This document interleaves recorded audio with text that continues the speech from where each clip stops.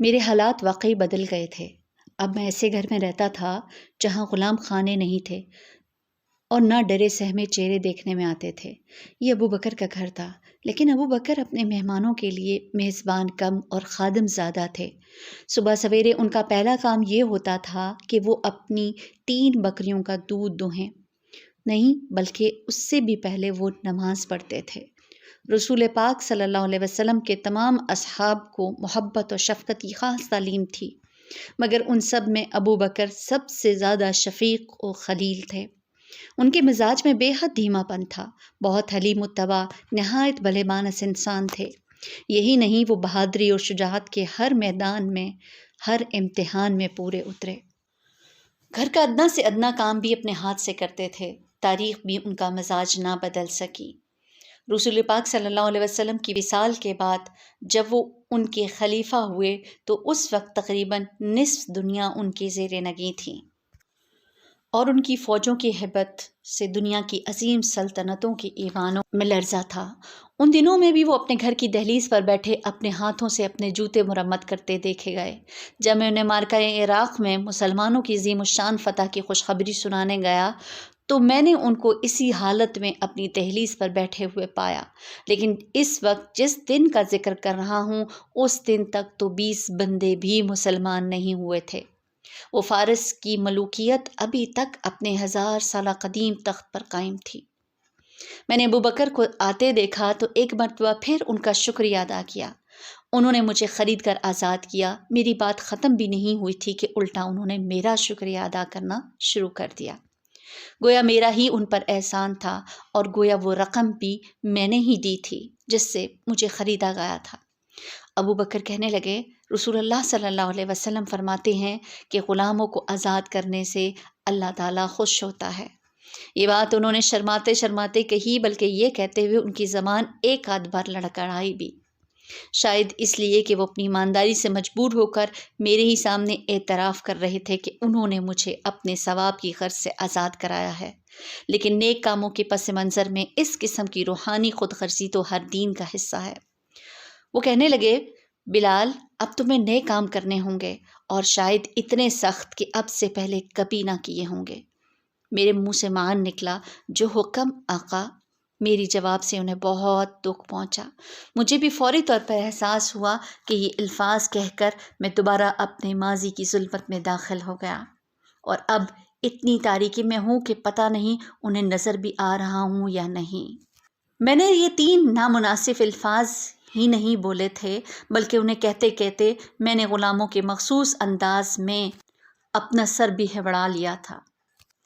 ابو بکر رضی اللہ عنہ نے دودھ کا برتن زمین پر رکھا اور دونوں ہاتھوں سے میرے دونوں کان پکڑ لیے اور میری پیشانی سے اپنی پیشانی بار بار ٹکراتے ہوئے کہا، بلال سنو، غور سے سنو، تم ایک آزاد انسان ہو، تمہارا کوئی آقا نہیں ہے، لیکن آزاد رہا کیسے جاتا ہے یہ تمہیں سیکھنا ہوگا۔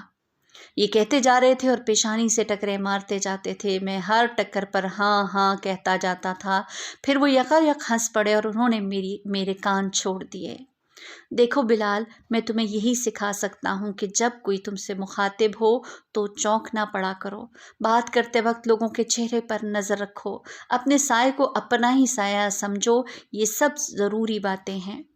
وہ کہتے کہتے رک گئے۔ ایک بلی جس کے پیٹ میں بچہ تھا زمین پر رکھے ہوئے دودھ کے برتن کے گرد منڈلانے لگی۔ ابو بکر کی ساری توجہ ادھر ہو گئی۔ انہوں نے ایک پیالے میں دودھ نکالا اور بلی کے آگے رکھ دیا، یعنی مجھ سے پہلے اس نئے مہمان کی تواضع ہوئی۔ یہ بات مجھے عجیب سی لگی۔ میں ہوتا تو شاید ایک ٹھوکر مار کر بلی کو بھگا دیتا، لیکن نہیں، ابھی مجھے بہت کچھ سیکھنا تھا۔ مجھے یاد ہے جب ہم مکے کی طرف 10,000 کی فوج کے ساتھ پیش قدمی کر رہے تھے تو ایک جگہ ہمارے راستے میں ایک کتیا نے بچے دے رکھے تھے۔ حضور اکرم صلی اللہ علیہ وسلم نے جب یہ دیکھا تو فوج کو راستہ بدلنے کا حکم دے دیا، اور ہم ان بچوں والی کتیا سے 100 گز دور نیا راستہ بنا کر گزرے، سارے کے سارے 10,000، محض اس لیے کہ بچوں والی کتیا پریشان نہ ہو۔ محمد صلی اللہ علیہ وسلم نبیوں میں پہلے نبی تھے جنہوں نے جانوروں پر رحم کرنے کی تاکید کی۔ ایک بار انہوں نے فرمایا تھا کہ بندہ ایک بلی پر ظلم کر کے جہنم میں جا سکتا ہے اور ایک بے زبان کو پانی پلا کر انعام پا سکتا ہے۔ لیکن اس وقت یہ ساری باتیں میرے لیے نئی تھیں۔ میں سوچتا تھا بلی کو دودھ دیا جا رہا ہے اور مجھے نہیں، مجھے اس کی شکم سیری کا انتظار کرنا ہے۔ میں انہی خیالات میں گم تھا کہ بلی کے پاس زمین پر بیٹھے ہوئے اس عظیم اور حلیم النفس انسان نے اپنا سلسلہ کلام دوبارہ شروع کیا، وہیں سے جہاں سے ٹوٹا تھا۔ زیادہ ضروری نکتہ یہ ہے کہ بلال کے غلام کا کوئی مستقبل نہیں ہوتا اور مستقبل کا ہونا بہت اہم ہے۔ یہ کہہ کر وہ ذرا پیچھے ہٹ کر بیٹھ گئے تاکہ ذرا فاصلے سے بلی کو دودھ پیتے دیکھیں۔ مجھے ابھی یہ سیکھنا تھا کہ جنہیں اللہ سے پیار ہوتا ہے ان کے لیے ہر جاندار چیز میں مدرسے کھلے ہوتے ہیں، جانوروں میں، پھولوں میں، پھلوں میں۔ ابو بکر صدیق کے لیے رودبار حیات کی ہر لہر، گلشن زندگی کی ہر لرزش، فرش و عرش کے درمیان تخلیق ایزدی کا ادنا سے ادنا مظہر ایک درس تھا۔ بلال، اگر میں تمہیں ایک قلم بنا دوں تو تم لکھنا سیکھنے کی کوشش کرو گے؟ یہ سوال ایسے پوچھا جیسے بے ارادہ ہو، جیسے میرے لیے اس کا سننا بھی ضروری نہیں تھا، حالانکہ یہی نادانستہ سوال میرے لیے غلامی سے قطعی نجات کا پیش خیمہ بنا۔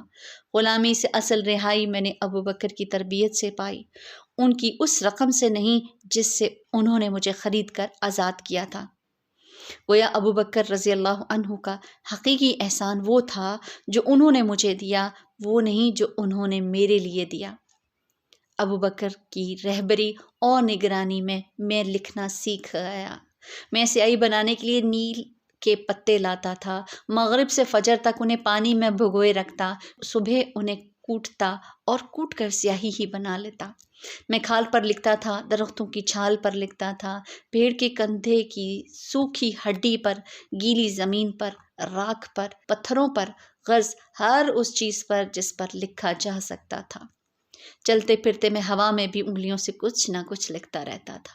ہر روز ابو بکر رضی اللہ عنہ مجھے تھور کا ایک نیا قلم تراش کر کے دیتے تھے۔ اب ان کی صبح کا معمول یوں ہو گیا تھا، پہلے نماز، پھر قلم، پھر بکریوں کا دودھ۔ میں لکھنے بیٹھتا تو اکثر وہ میرے پیچھے آ کھڑے ہوتے، مجھے لکھتے دیکھتے رہتے اور میری اصلاح کرتے۔ ایک دن انہوں نے مجھے انترا کی نظمیں لا کر دیں، جنہیں میں نے پہلے ایک ایک لفظ اور پھر ایک ایک مصرع کر کے زور زور سے پڑھنا سیکھا۔ انترا صحراؤں کا شہزادہ تھا، اس کی عظیم کارنامے، اس کی بہادری اور شجاعت کی داستانیں، اس کی نیکیوں کے قصے، مہمان نوازیوں کی کہانیاں، ابلہ سے محبت کے افسانے اور ابلہ کے عشق میں ڈھلے ہوئے اس کے رومانی اشعار زمان زد خلائق تھے۔ انترا اپنے عہد کا ہیرو تھا، اس کا کوئی ثانی نہیں تھا، نہ شمشیر زنی میں نہ شاعری میں۔ مجھے اس کا ہر مصرع مبہوت کر دیتا تھا، یہ اس کی نظم کی عظمت کا تقاضا تھا، مگر میرا ان سے ایک تعلق یہ بھی تھا کہ انترا بھی میری طرح حبشہ کی ایک غلام خاتون کا بیٹا تھا۔ ایک دن ابو بکر صدیق باہر سے آئے تو بہت خوش تھے۔ میں اپنے لیے سیاہی بنا رہا تھا، مجھے سیاہی بناتے دیکھ کر اور بھی خوش ہوئے۔ انہوں نے جلدی سے آگے بڑھ کر میری سیاہی سے داغدار ہاتھ پکڑ کر چوم لیے۔ تمہیں پتہ ہے آج رسول اللہ صلی اللہ علیہ وسلم نے کیا فرمایا ہے؟ ابو بکر میرا ہاتھ پکڑے پکڑے مجھے گدے کے پاس لے گئے، بیٹھنے کو کہا اور ساتھ ہی خود بھی بیٹھ گئے۔ جو خبر وہ لے کر آئے تھے اس کے لیے اتنا اہتمام ضروری تھا۔ جب ہم بیٹھ گئے تو انہوں نے کہا، طالب علم کی سیاہی شہید کے خون سے زیادہ قیمتی ہے۔ یہ رسول کریم صلی اللہ علیہ وسلم کے الفاظ ہیں۔ میں اٹھا اور میں نے اپنے دونوں ہاتھ سیاہی کے برتن میں ڈبو دیے اور پھر ہاتھ باہر نکالے اور بہت دیر تک انہیں دیکھتا رہا، سیاہی پر سیاہی۔ اب میں آپ کو محمد صلی اللہ علیہ وسلم کی ابتدائی زندگی کے بارے میں چند باتیں بتاتا ہوں۔ جو کچھ میں نے دیکھا سنا، اللہ تعالیٰ نے اپنے آخری پیغمبر کو غریب اور یتیم پیدا کیا۔ ان کے والد عبداللہ نے کبھی اپنے فرزند جلیل کو گود میں نہیں اٹھایا۔ محمد صلی اللہ علیہ وسلم ابھی شکم مادر ہی میں تھے کہ عبداللہ کا انتقال ہو گیا۔ اپنے بیٹے کے لیے انہوں نے جو ترکہ چھوڑا وہ بھی کیا تھا کہ 5 نحیف و نزار اونٹ اور چند بھیڑیں۔ محمد صلی اللہ علیہ وسلم عام الفیل میں واقع فیل سے 50 یا 55 دن پہلے مکے میں پیدا ہوئے تھے۔ مجھ غلام کی پیدائش سے 12 سال پہلے صبح کا وقت تھا اور بہار کا موسم۔ ربیع الاول کی 9 یا 12 تاریخ تھی۔ پیدائش کے دن کے متعلق انہوں نے میرے سامنے ایک عربی کو بتایا تھا کہ ان کی ولادت پیر کے دن ہوئی تھی۔ عیسوی تاریخ کے مطابق سن 570 یا 571 عیسوی مہینے میں بھی اختلاف ہے۔ زیادہ لوگوں کا خیال ہے کہ اپریل کی آخری تاریخیں تھیں۔ کہتے ہیں میلاد محمد کی رات عرش الہی پر ایک جشن برپا ہوا تھا۔ کچھ لوگوں سے میں نے سنا کہ اس رات انہوں نے آسمان پر قندیلیں روشن دیکھی تھیں۔ یہ بھی سنا ہے کہ اس رات فرشتے نظر آئے تھے جو آسمان پر شادمانی کے گیت گا رہے تھے۔ سنا ہے لوگوں نے یہ بھی کہا کہ ولادت محمد کے ساتھ فارس کے 1000 سالہ قدیم آتش کدا کا دائمی شعلہ بجھ گیا۔ لوگوں سے یہ بھی سنا ہے کہ اس رات فردوس بری سے ایک کبوتر نیچے اترا تھا جس کے منقار جواہرات سے مزین تھی۔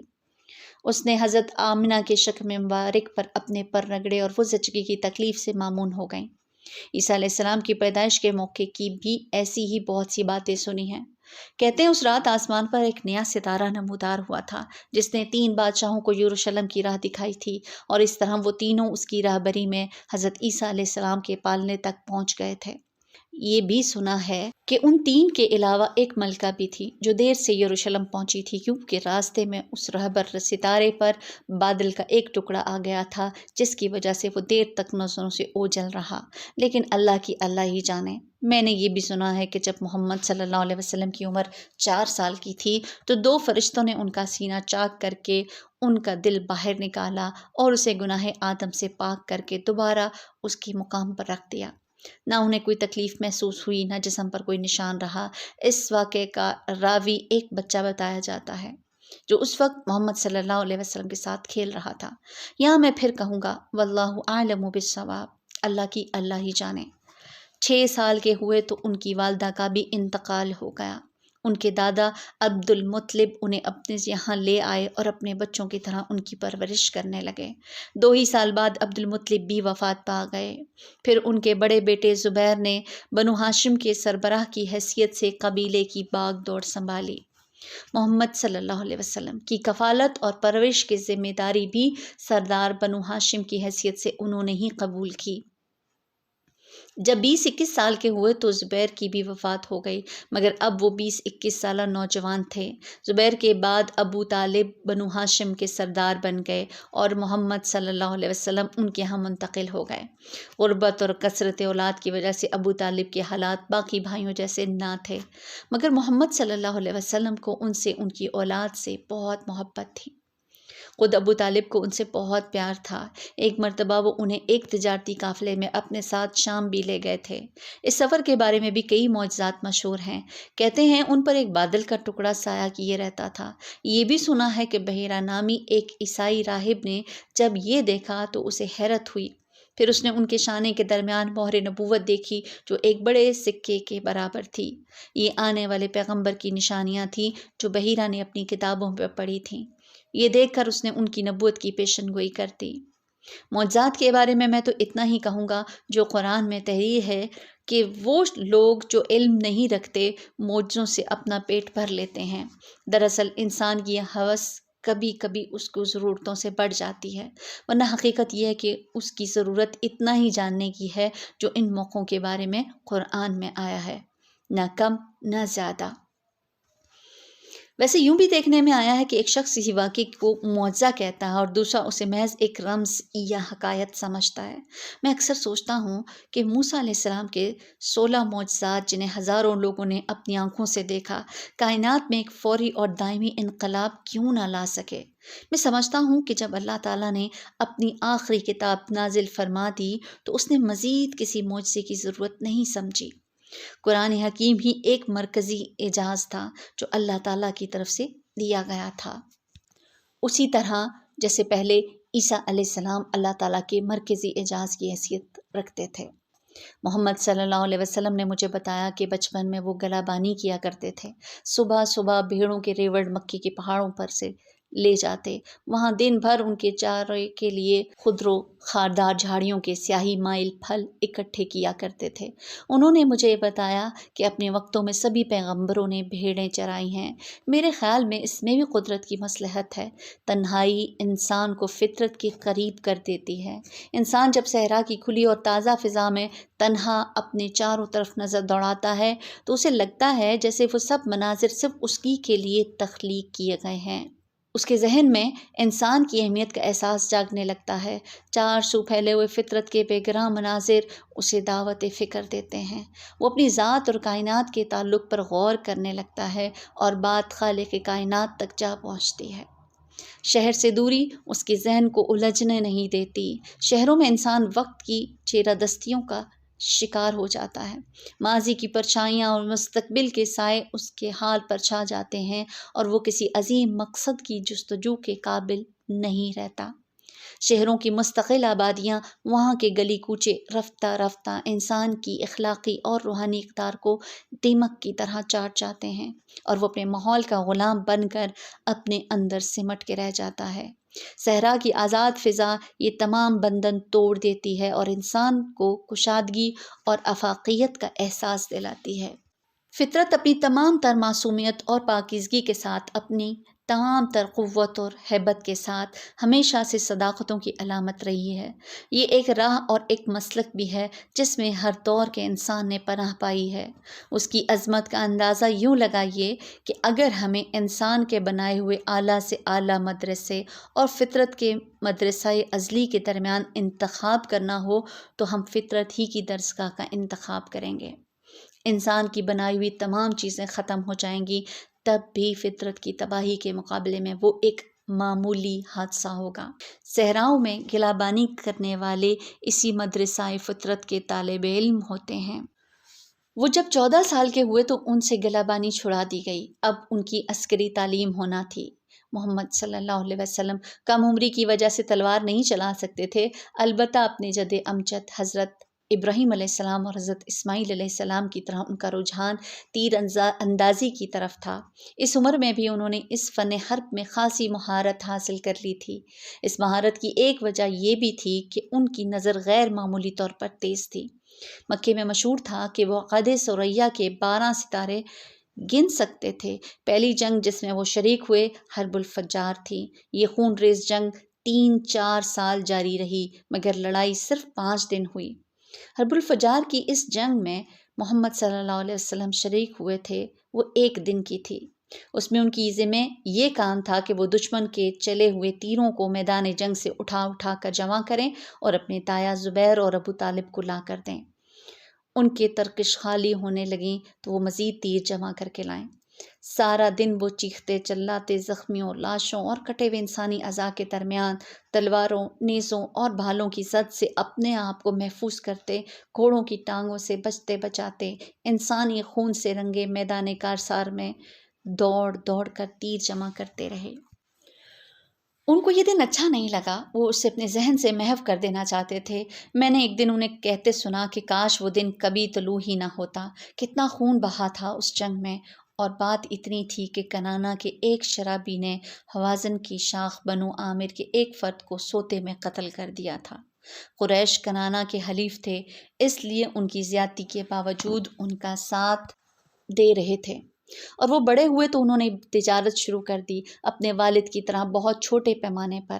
یہ مجھے کبھی معلوم نہیں ہو سکا کہ وہ کس چیز کی تجارت کرتے تھے، پھلوں کی، جانوروں کی، مصالوں کی، عطر کی یا ریشم کی۔ اس بات کا کبھی ذکر ہی نہیں آیا۔ ان تمام معمولات کے باوجود جس میں کوئی غیر معمولی بات نہیں تھی، محمد صلی اللہ علیہ وسلم کی اپنی ذات غیر معمولی تھی۔ وہ تمام مکی انسانوں سے بہت مختلف تھے۔ مکہ تاجروں، سوداگروں اور دکانداروں کا شہر تھا۔ ہر کاروبار میں چھل کپٹ کرنے والوں کی بہتات تھی۔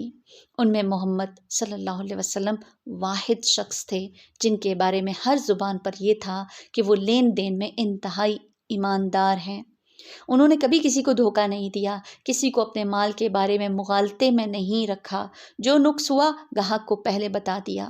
مکے کے ماحول میں ان کی ذات ایک عجیب مثال تھی، سب سے الگ۔ اتنا اعتبار تھا ان کا کہ شہر کے لوگ ان کے پاس اپنی امانتیں رکھوا جاتے تھے۔ سارے مکے میں وہ الامین کے نام سے جانے پہچانے جاتے تھے، یہ شاید اس لیے بھی کہ ان کا اپنا نام سب کے لیے بہت غیر مانوس تھا۔ محمد صلی اللہ علیہ وسلم سب کے لیے ایک نیا نام تھا جو پہلے کسی کا نہیں رکھا گیا تھا۔ ان کی امانت اور ایمانداری کا چرچا اس قدر پھیل گیا تھا کہ ان سے 3 گنا عمر کے تاجر انہیں بلواتے اور انہیں ثالث تسلیم کر کے آپس کے جھگڑے چکاتے۔ اس دور میں انہوں نے اتنے بڑے بڑے فیصلے کیے کہ حضرت سلیمان علیہ السلام بھی ہوتے تو ان پر فخر کرتے۔ وہی قصہ لے لیجئے خانہ کعبہ میں حجر اسود نصب کرنے کا۔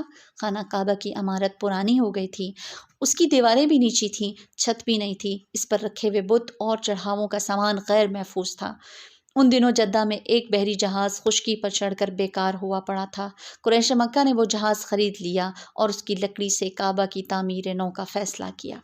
پرانی دیواریں گرا دی گئیں، حجر اسود کو اپنی جگہ سے ہٹا کر ایک طرف رکھ دیا گیا، نئی دیواریں حضرت ابراہیم علیہ السلام کی رکھی ہوئی بنیادوں سے اٹھائی گئیں۔ جب حجر اسود کو اس کے مقام پر رکھنے کا وقت آیا تو ایک قضیہ کھڑا ہو گیا۔ حجر اسود کو نصب کرنے کی سعادت کس قبیلے کے حصے میں آئے گی؟ 4 دعوے دار تھے اور ہر ایک اپنے تئیں اپنے قبیلے کو اس اعزاز کا مستحق سمجھتا تھا۔ 4-5 دن سے جھگڑا جاری تھا، سارے شہر میں یہی باتیں ہو رہی تھی، مگر مسئلے کا کوئی حل نہیں نکل رہا تھا، کوئی مساہلت پر تیار نہیں تھا۔ ایک دن بعد اتنی بڑھ گئی کہ آنکھوں میں خون اتر آئے اور چاروں قبیلوں کے نوجوان اپنے اپنے گھروں سے تلواریں لانے کے لیے بھی دوڑ پڑے۔ حاضرین میں مخزومی خاندان کے ایک بزرگ ابو امیہ بن مغیرہ نے، جو وہاں موجود لوگوں میں سب سے معمر تھے، انہیں روکا اور حرمت کعبہ کا واسطہ دے کر کہا، اے اہل قریش، بات کا فیصلہ نہیں ہو رہا تو کسی کو ثالث بنا لو۔ میرا مشورہ یہ ہے کہ اب جو پہلا شخص حرم میں داخل ہو اسے منصف بنا لیا جائے۔ اس بزرگ کی نہایت دردمندی سے کہی ہوئی بات سب کے دل پر اثر کر گئی اور سب نے یہ مشورہ تسلیم کر لیا۔ اب سب حرم کعبہ کے دروازے پر نظریں جمائے انتظار کرنے لگے کہ اتنے میں محمد داخل ہوئے، اسی متانت کے ساتھ جو ان کا مزاج تھی، اسی خود اعتمادی کے ساتھ جو ان کا خاصہ تھی، اسی بردباری کے ساتھ جو ان کا شیوا تھی، اسی خندہ پیشانی کے ساتھ جو ان کی پہچان تھی۔ حلم اور وقار کا حسین امتزاج، عدل و انصاف کا نقیب الامین آ پہنچا تھا۔ سب نے خوشی خوشی انہیں ثالث بنا کر معاملہ ان کے سپرد کر دیا۔ انہوں نے تنازع کی نوعیت سنی اور ایک عبا لانے کو کہا۔ کسی نے عبا پیش کر دی تو انہوں نے اسے فرش پر بچھا دیا اور حجر اسود کو اٹھا کر اس کے وسط میں رکھ دیا۔ اس کے بعد انہوں نے چاروں قبیلوں کے ایک ایک فرد کو دعوت دی کہ وہ عبا کا ایک ایک گوشہ سنبھالے اور سب مل کر اسے حجر اسود سمیت بیک وقت اوپر اٹھائیں۔ جب حجر اسود مطلوبہ بلندی تک اٹھ گیا تو محمد صلی اللہ علیہ وسلم نے اسے اٹھا کر اس کو مقرر مقام پر رکھ دیا جہاں وہ آج بھی نصب ہے۔ میں نے پہلی مرتبہ خدیجہ رضی اللہ تعالی عنہا کا نام اس وقت سنا تھا جب میری ماں نے ایک شہد لگا روٹی کا ٹکڑا میرے منہ میں ڈالا تھا۔ میں کوئی 5 سال کا تھا۔ یہ روٹی خدیجہ کے گھر سے آئی تھی۔ اس دن سے آج تک میرے ذہن میں خدیجہ کے نام کے ساتھ شہد کی حلاوت وابستہ ہے۔ خدیجہ رضی اللہ تعالی عنہا مجسم عنایت، سرتاپا شفقت تھیں۔ ان کے گھر کے دروازے ہمیشہ حاجت مندوں کے لیے کھلے رہتے تھے۔ ان کے یہاں ہر ضرورت مند، ہر مسکین، ہر بے کس، بے نوا کی پذیرائی ہوتی تھی۔ کبھی کبھی ان کی نوازشیں ان کے گھر سے بہت دور بھی پہنچ جاتی تھیں۔ وہ خود غریبوں کے محلوں میں ان کا حال پوچھنے آ جاتی تھیں اور ان کی حاجت روائی کرتی تھیں۔ خدیجہ اپنی مثال آپ تھیں، ایک رئیس خاتون جن کا دل غریبوں کے ساتھ دھڑکتا تھا۔ اس وقت جب رسول اللہ صلی اللہ علیہ وسلم نے عورتوں کے حقوق کا اعلان نہیں فرمایا تھا، مکے میں انسان اور انسان کے درمیان کا فرق شرمناک حد تک بڑھا ہوا تھا۔ چند کھاتی پیتی خواتین کا معززین شہر میں شمار ہوتا تھا، جیسے خدیجہ اور ابو سفیان کی بیوی ہند، لیکن باقی غربت اور بیچارگی کی چکی میں بری طرح پس رہی تھیں۔ وہ مردوں کی حوث اور ظلم تلے روندی جا رہی تھیں۔ مرد انہیں اپنا مال اسباب سمجھتے تھے، مال مویشی کی طرح۔ انترا جیسا شاعر بھی اب نہیں رہا تھا جو اپنے اشعار میں ان کی حالت زار پر اشک بہایا کرتا تھا۔ مکہ اس لحاظ سے عجیب شہر تھا کہ یہاں ایک طرف تو لات، منات، عزا کی صورت میں عورتوں کی پرستش ہوتی تھی اور دوسری طرف عورتوں کو تسکین ہوس کا سامان بنا کر انہیں بنیادی انسانی حقوق سے بھی محروم کیا ہوا تھا۔ یہ باتیں میں اس لیے کہہ رہا ہوں کہ آپ کو اندازہ ہو جائے کہ خدیجہ کی صورت میں اللہ تعالیٰ نے اپنے رسول کو کتنا بڑا تحفہ دیا تھا۔ ان دونوں کے مراسم کی ابتدا تو عجیب حالات میں ہوئی تھی، لیکن وقت کے ساتھ ساتھ تعلق بڑھتا گیا اور خوشگوار سے خوشگوار تر ہوتا گیا۔ پہلے خدیجہ نے محمد صلی اللہ علیہ وسلم کو اپنی تجارتی قافلے کے سالار کی حیثیت سے ملازم رکھا تھا۔